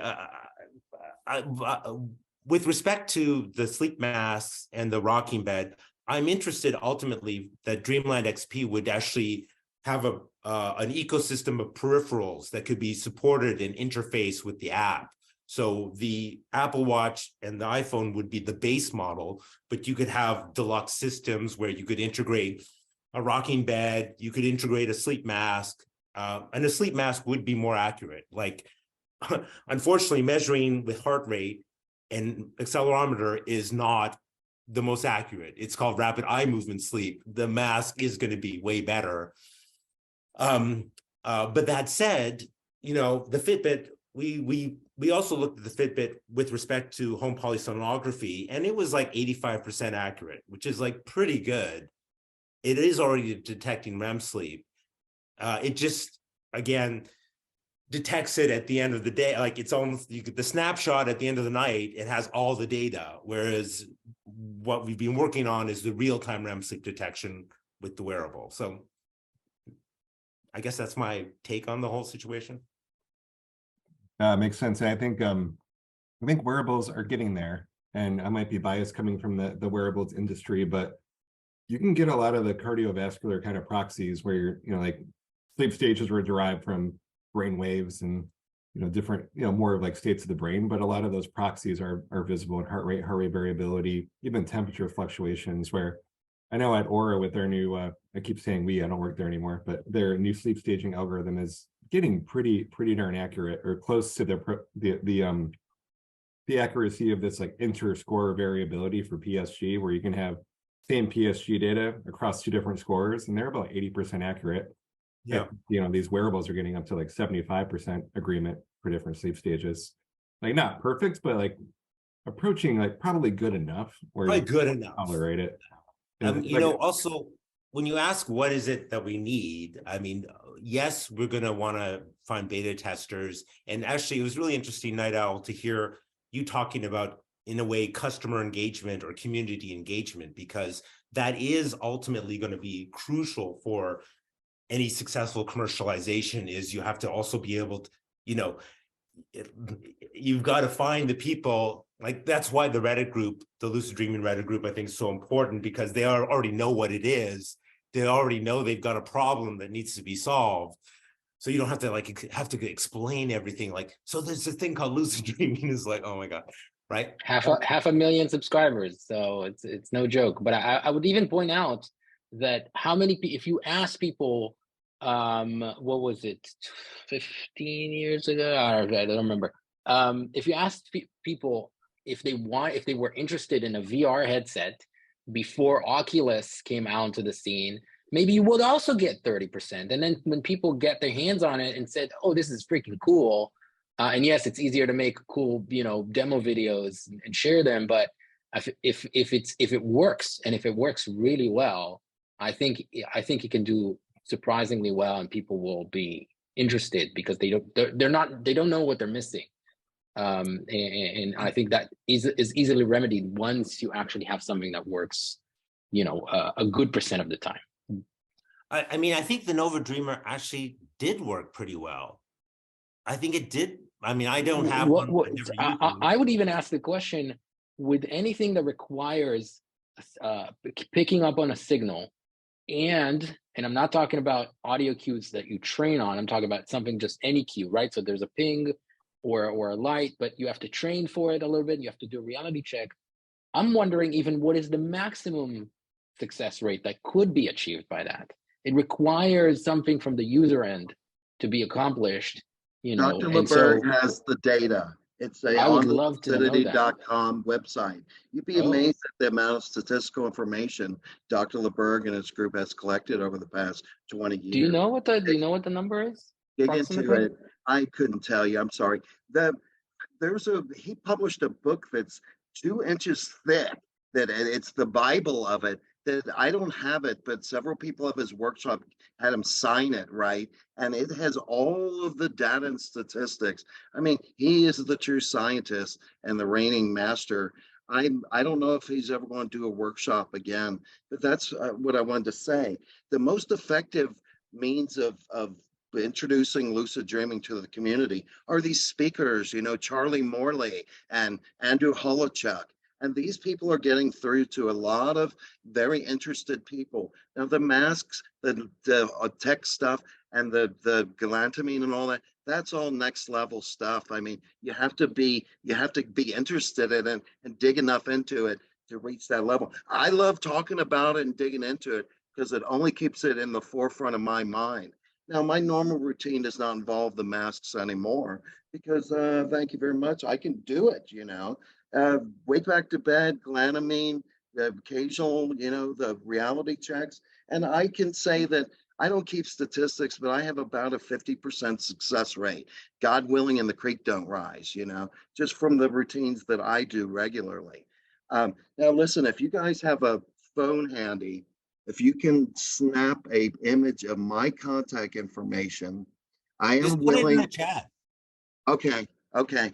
I am willing to send each and one of you all the hardware to make my mask with the software preloaded, okay? Now, I don't have time to make all the yoga mat. You can mount it in a pair of damn glasses if you want. Come up with some creative, like a beanie cap. I don't care. Whatever you think can hold it over your eyes to when you want it there, if you know what I mean. So yeah, and that way you guys can start checking out the device. And I'm open to collaborative efforts there. Okay. I'll enter that information in the chat right now. Thank you. Awesome. Yeah, thanks for that. Oh, and now look, I'm a project manager. Okay, that's what I do.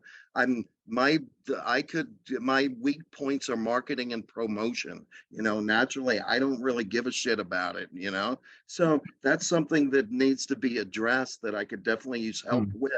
But I know that you guys are software talent. So Dash and we use Arduino platforms. Do you ever mess with that sort of stuff? Arduino? Okay. Well, I mean, there's Raspberry Pi and the whole HTML code that you guys do with your watches. That's another level of it.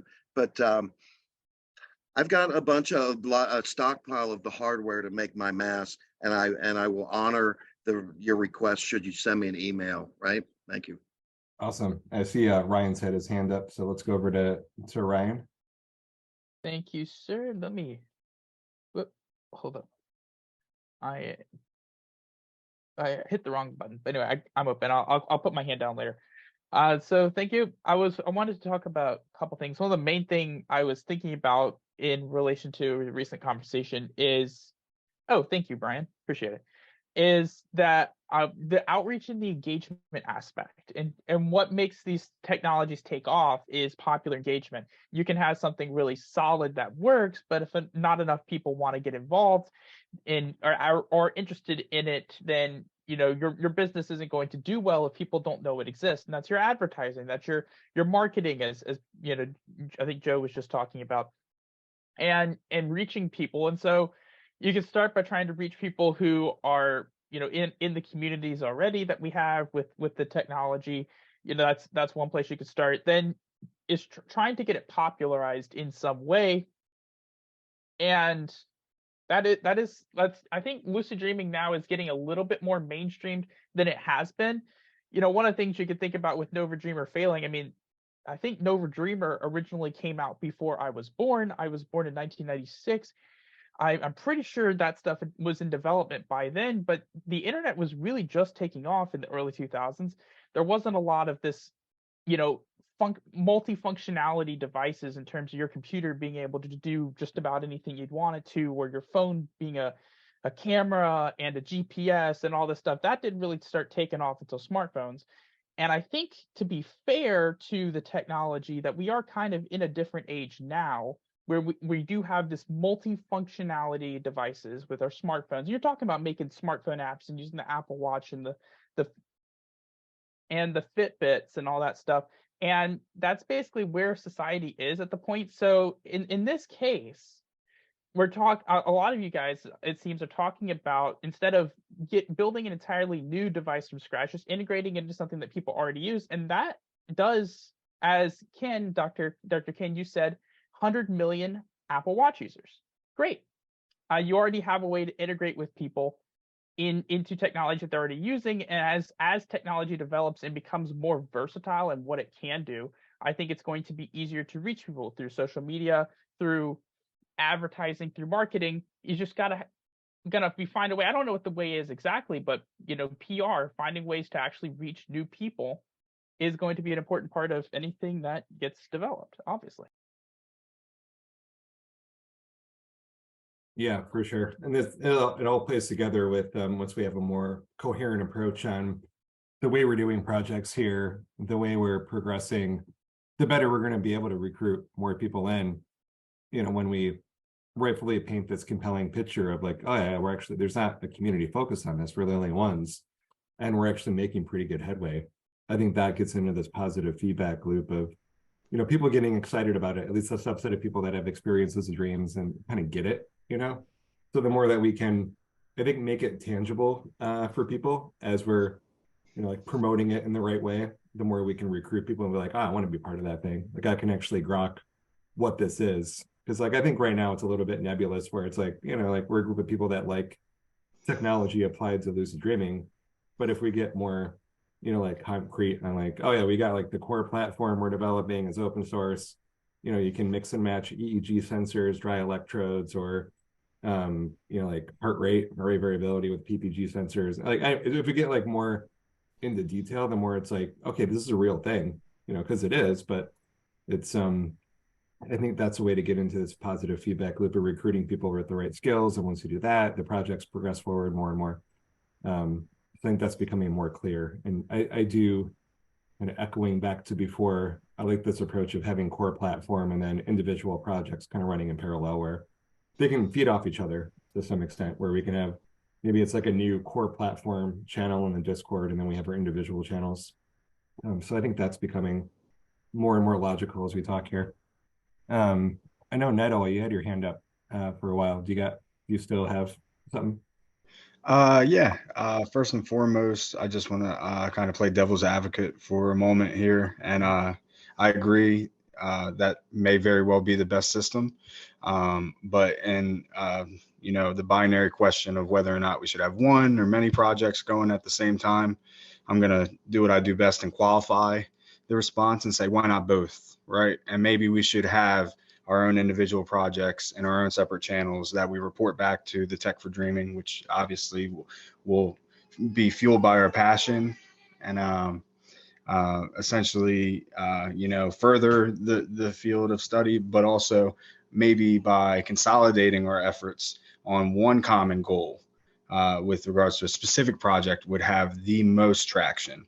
And that's because we do offer so many various skill sets that, why not have somebody working on a piece of wearable technology at the same time as having, groups reading raw data? I could see how in the future that may prove useful, right? To incorporate our own data into our own device, right? And then also to have, that unity of vision, right? So whereas, we may very well have these offshoots of a larger vision, having, specific goals that are sort of powered by the community is what will attract the most people, because when people feel like they have a vote, they can contribute, in a meaningful way, and they feel heard, right? And sort of not just a positive feedback loop, but a constant feedback loop. So I just wanted to hit on something Dash said earlier. My project is nowhere near done. The vision I have is to have a constant experiment ongoing at all times. And why not just have that continuous data pouring in and continuously refine the survey itself in a way that tracks the same metrics, but also simultaneously distributes more efficiently, right? And we're doing that utilizing multiple social media platforms and constantly revisiting what keeps people coming back. Because, if I were to say, and to respectfully disagree with Dr. Ken here, 30% of people being interested in lucidity is nowhere near an actual representation of the general public. And I would challenge us all to come to a scientific measure on that. Let's go knock 100 doors and just see, quick question. Do you know what lucid dreaming is? No. Tell them what it is. Are you interested? Yes. Are you interested? And then let's get a real life sample of how many people are interested in lucid dreaming. And, focusing more on sleep may very well be the foot in the door to, recruiting more people in this field. But having a constant feedback loop, and in a way that people feel like they can hop on board at square one, know exactly where they're at in the process, and sort of start with a foundation based in science, right? Because there's so much research we can build off of from the foundation. LeBerg, is it LeBerg? I guess I've been pronouncing it wrong, Joe. You know him better than I do, so I'm going to call it LeBerg from Isn't it now on. LeBerge? LeBears, I'm sorry, look. LeBerge. Okay. Thanks, So, man. the burger, right? Let's start with that as the foundational crux of our information, and let's build on what we as a community consider to be appropriate foundational knowledge, and let's figure out a way to introduce that to people that they can resonate with, and then also want to get involved in further studies and other projects. How could we possibly come together and say, all right, I'm still working on my thing over here, but I'm also going to help with this thing over here because it intersects in this way. Did anybody else fall for this shit, right? I mean, false advertising. He advertised this as some check. You try to get hold of this guy, right? $80. He advertised it as having biofeedback on board. Look, guys, there's none of it. This is a fancy Remy, okay? And Lord knows how many. It's a smart lucider. Oh, I never heard. Well, look, I can only imagine how many this guy's pushed over on people, and that's kind of the way the market is going now. I mean, I see stuff on Facebook that ain't exactly as what they're claiming, I just thought you guys might like to see that. Yeah, that's an interest. I haven't seen that one either. And I there's mean, definitely I been, ordered an iBand Plus and I still haven't gotten it. Oh, I know. Failed. Like I said, for some reason, LeBerg has not let go his Lucy Q. I saw it, right? He's got it. This was 4 years ago. I have no idea, but maybe I can hit up one of his friends and see who knows why it's not been released. It's a big mystery. But look, when that hits the market, it'll, but now there's development in Europe. That's what you're talking about. Yes, the IBAN. It's got the EEG sensing, and look, Yeah. we're all waiting to see the science on it. Well, I ordered one off the website a year ago. Right. And they don't respond. They took my money. They disappeared, as far as I can tell. So until we get these devices out, my device, and I get some feedback that yes, I saw the light in my dreams. That is the acid test, right?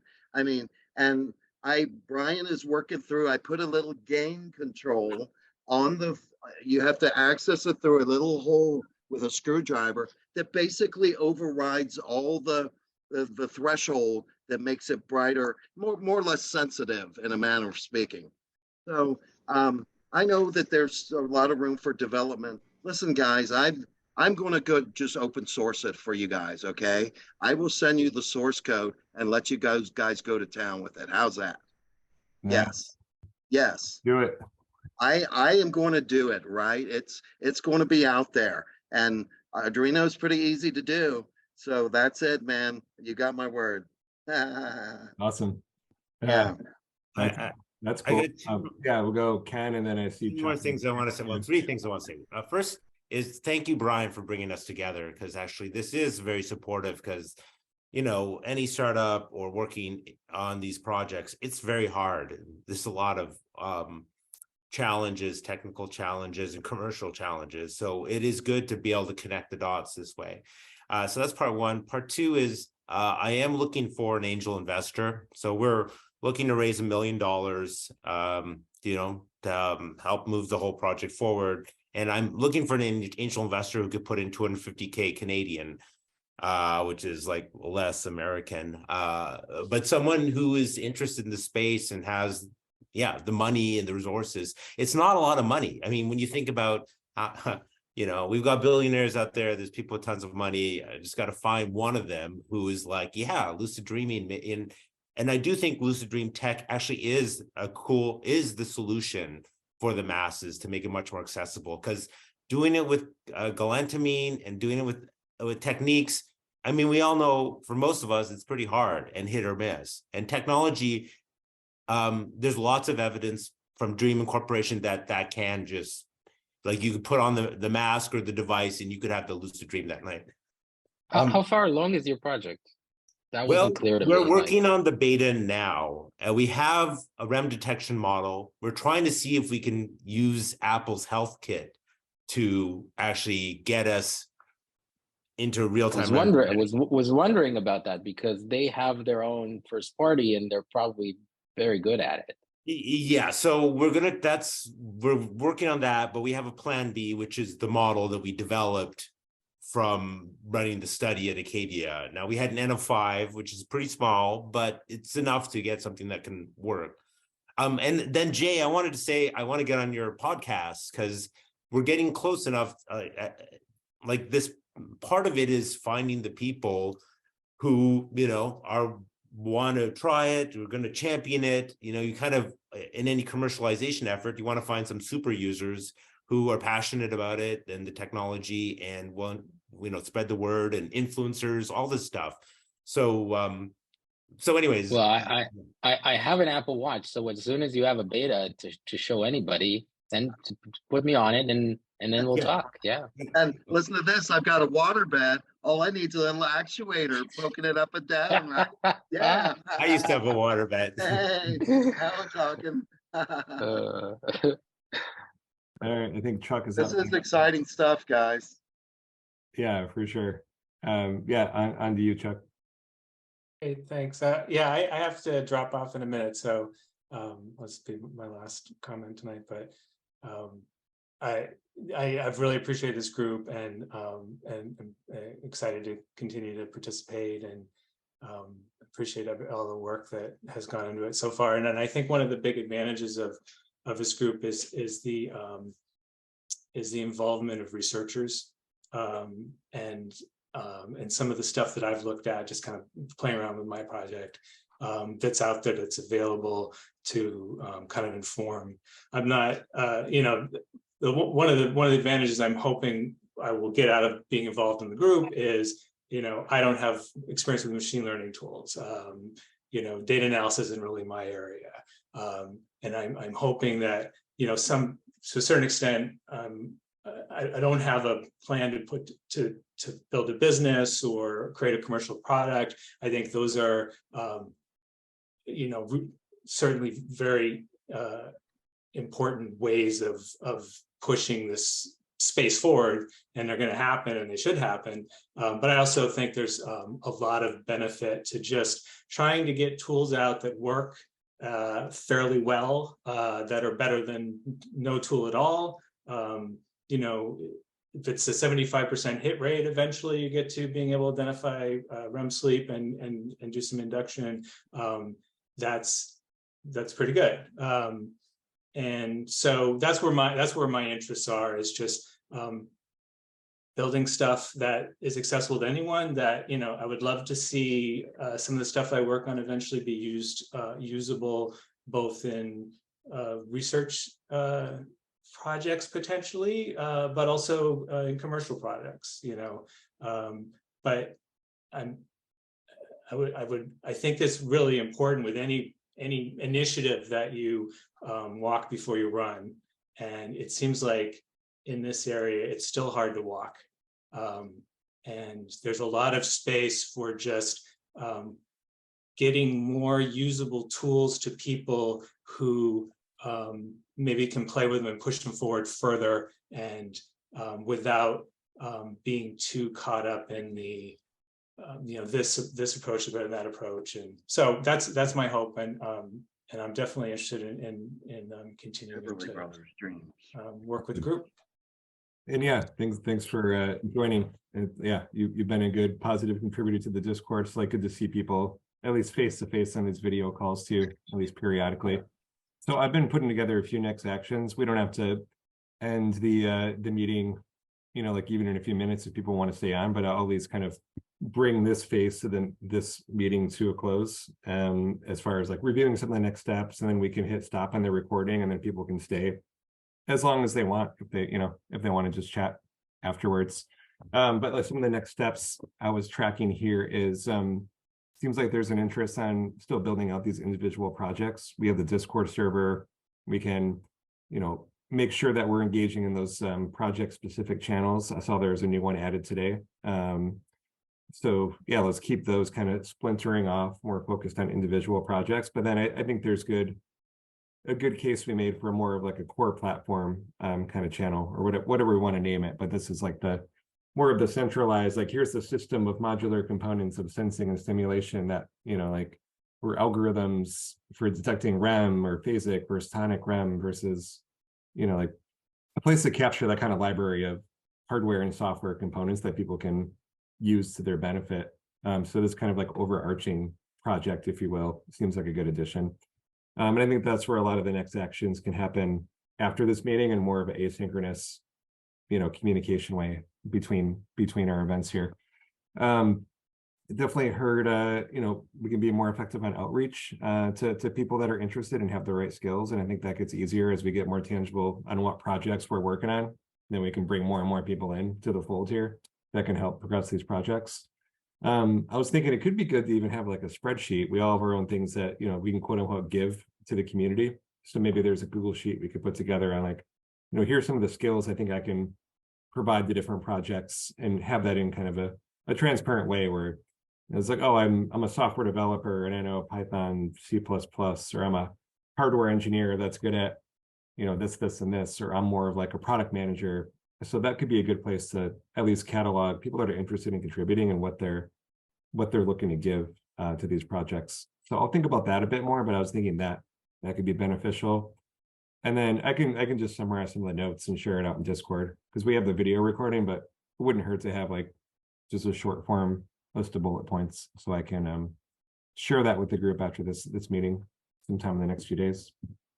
Any other next steps people think would be worth tracking that I didn't capture here? Or does this sound like a good start? All right, cool. Well, yeah, I'll hit pause, I'll stop the recording, but want to thank everybody again for joining. Great discussion as always, in kind of a more free form format here. Excited about what we can do together. There's definitely no shortage of ideas and talent and interests. So yeah, we'll keep that conversation going. I will stop sharing my screen and I will stop recording, and we can just keep